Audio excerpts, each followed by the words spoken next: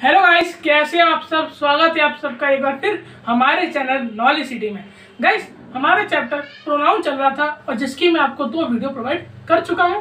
जिन लोगों ने वो वीडियो नहीं देखी तो उसका लिंक मैं डिस्क्रिप्शन बॉक्स में दे दूंगा, आप लोग जाइए और देख लीजिए। और जो लोग हमारे चैनल पर नए हैं वो हमारे चैनल को सब्सक्राइब कर दीजिए और बेल आइकन को प्रेस कर दीजिए। तो चलिए गाइस, शुरू करते हैं। गाइस, आज का जो टॉपिक है वो एक है टॉपिक, उसका नाम है यूज ऑफ इट। इट का यूज, इट का प्रयोग। अब इट बहुत लोगों को तो पता होगा, जैसे कि इट का यूज हम करते हैं नॉन लिविंग थिंग के लिए, लेकिन और चीज़ों के लिए करते हैं, तो उनके बारे में आज डिस्कस करेंगे। सो पहला जो हम यूज करते हैं इट का, वो करते हैं वही जनरल वाला, for non living things. Non living things.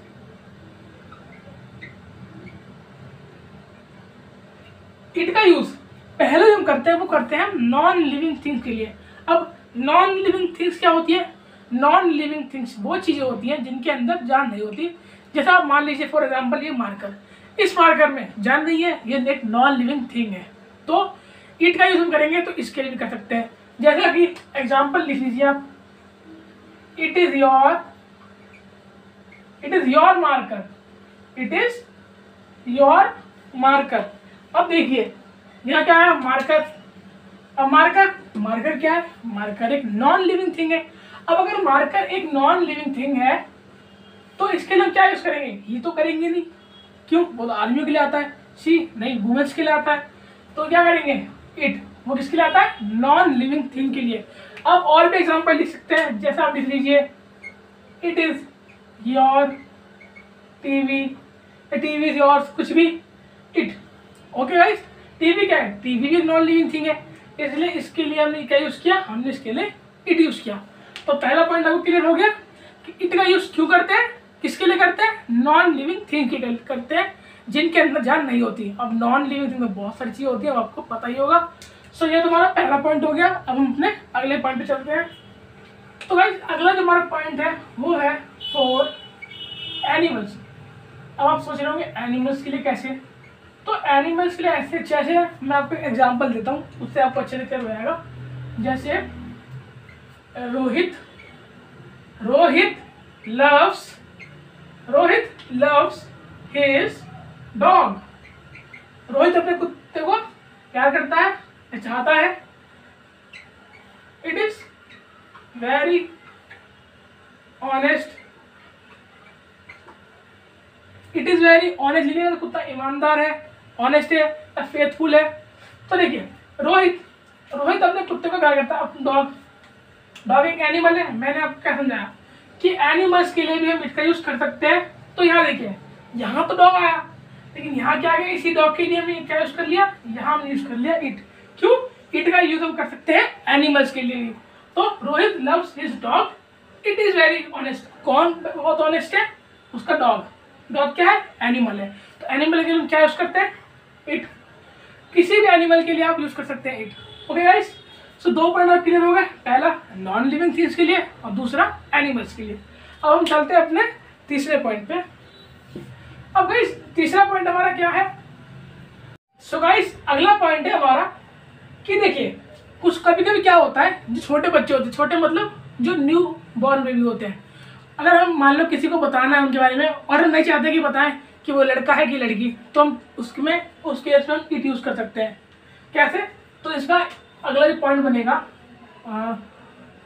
तीसरा पॉइंट, फॉर न्यू बॉर्न लिख लीजिए या यंग लिख लीजिए, यंग चाइल्ड।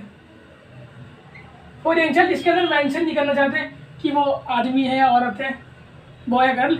ओके, सो अब देखिए इसमें इस केस में क्या होता है? फॉर यंग चाइल्ड, छोटे बच्चे के लिए हम कैसे कर सकते हैं? जैसे कि एग्जांपल लिख लीजिए आप, आई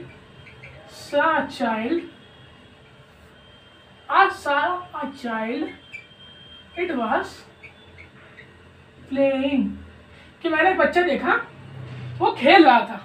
अब देखिए, इनने यहाँ बच्चा देखा, ठीक है, एग्जाम्पल को आराम से पढ़िए। ये बोल रहा है कि मैंने एक बच्चा देखा।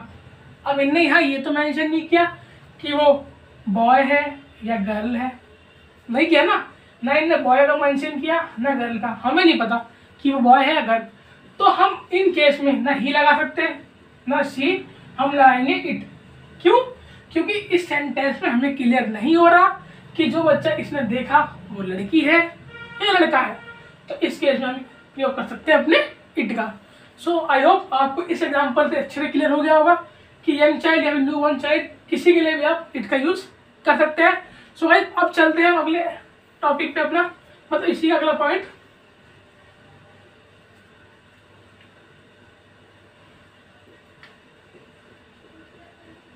और गाइस इसका अगला पॉइंट क्या है? अगला पॉइंट, सो गाइस चौथा पॉइंट है हमारा, हमने 3 पॉइंट तो क्लियर कर लिया, अब चौथा है हमारा कि हम इट का यूज कर सकते हैं डेट, टाइम, डे और वेदर को नोट करने के लिए भी हम इसका यूज कर सकते हैं। जैसे कि it was Tuesday, it was Monday लिख लीजिए, जैसे कि इट वॉज ट्यूसडे कि मंगलवार था, it was Tuesday, it was Monday, it was Monday, या फिर it is raining. Okay guys, so यहाँ पे आपको ये वाला पॉइंट भी क्लियर हो गया कि हम डेट, टाइम, डे या वेदर के लिए भी इट का यूज कर सकते हैं। सो गाइस मैंने आपको इट के 4 पॉइंट बताए। पहला मैंने आपको बताया कि इट का यूज हम किसके लिए करते हैं, इट का हम करते हैं नॉन लिविंग थिंग के लिए, दूसरा एनिमल्स के लिए, तीसरा जो जिनका डिनोट ना करना हो कि वो आदमी या औरत या बॉय या गर्ल उसके लिए, और चौथा आपका डेट, टाइम, डे और वेदर के लिए। सो गाइस यहाँ पे हमारा टॉपिक क्लियर हो गया आपका इट का कि यूज ऑफ इट। उम्मीद है अगर आपको कभी किसी पेपर में दिख जाए तो आप इस टॉपिक में गलती नहीं करेंगे। सो गाइस अगला जो हमारा प्रोनाउन है वो है रिफ्लेक्सिव प्रोनाउन। अब रिफ्लेक्सिव प्रोनाउन क्या होता है इसके बारे में हम पढ़ेंगे। ये हमारा दूसरा प्रोनाउन है, लिख लीजिए आप लोग रिफ्लेक्सिव प्रोनाउन, कि रिफ्लेक्सिव प्रोनाउन क्या होता है। अब गाइस रिफ्लेक्सिव प्रोनाउन ये क्या होता है? सो इस रिफ्लेक्सिव प्रोनाउन वो प्रोनाउन होता है कि जिस सेंटेंस में, जो सेंटेंस रिफ्लेक्सिव प्रोनाउन में आता है उस सेंटेंस का सब्जेक्ट है वो जो भी काम कर रहा है, मतलब जो भी काम कर रहा है उसका इम्पैक्ट उसी सब्जेक्ट पे पड़ेगा, ना कि किसी और चीज़ पे। क्या बोला मैंने? कि रिफ्लेक्सिव प्रोनाउन के सेंटेंस में जो उसका सब्जेक्ट होता है वो कुछ भी काम करे और उसका इम्पैक्ट उसी पे पड़े, ना कि किसी और पे, सो वो हमारा रिफ्लेक्सिव प्रोनाउन में आ जाता है।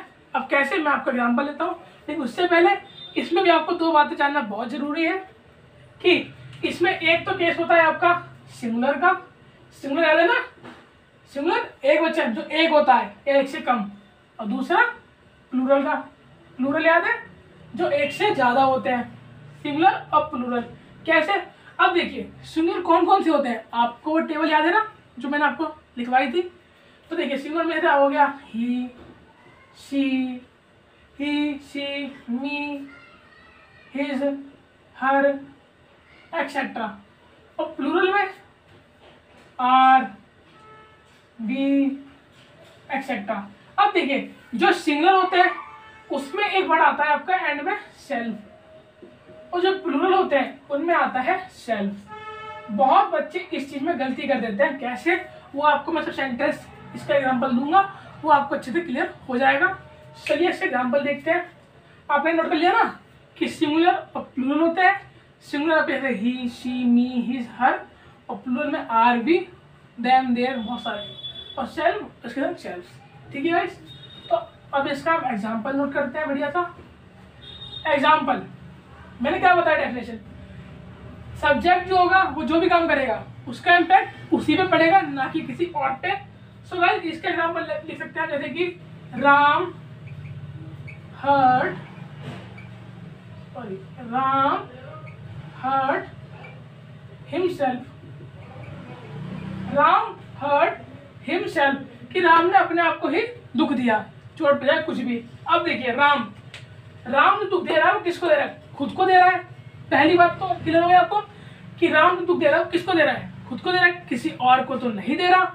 सो अब देखिए सेल्फ वाला कैसे मालूम चला कि देखिए मैंने आपसे क्या कहा था, सिंगुलर जो होंगे उनके संग सेल्फ आएगा। राम सिंगुलर है कि नहीं है?